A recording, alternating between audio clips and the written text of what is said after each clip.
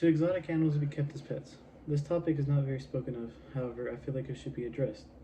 Wild animals being kept as pets have many risk factors, some of them being running out of space for the animals, diseases from the animals that are passed to humans, and it is more costly.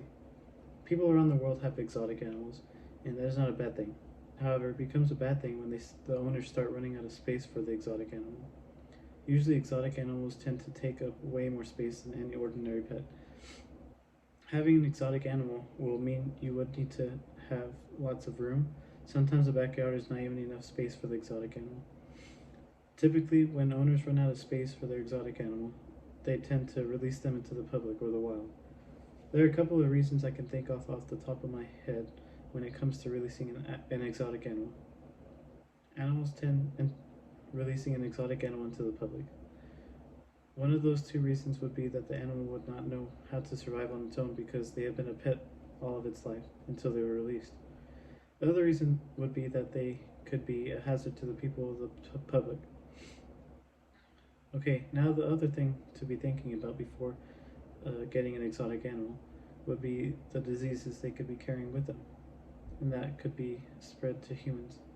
There are numerous diseases that could be spread, and there are more that are being discovered. One of the diseases is blastomycosis. Blastomycosis can be spread to humans from wild animals.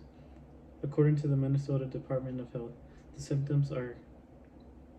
symptoms consist of cough, coughing with blood, fever, shortness of breath, chills and or sweats, fatigue, weight loss and poor appetite, joint or pain or bone pain, back or chest pain, and skin sores that don't heal. Another disease would be psittacosis.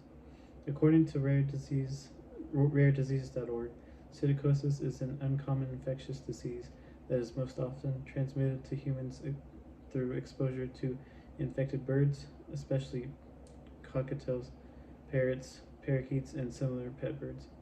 Psittacosis can affect the lungs and may cause inflammatory illness of the lungs, or known as pneumonia. Caring for wild animals can be more costly than the average pet. With most exotic animals, they tend to cost more, whether it's because of the size of the different because of the size or the different essentials that are needed to be cared for that exotic animal. Even if the wild animal is not bigger than average pets, the visits to vets will cost you much more than what an average pet would be. To sum everything up, caring for a wild animal has numerous risk factors. These three are the most common risk factors. Running out of space causes owners to usually release wild animals, which can be very dangerous.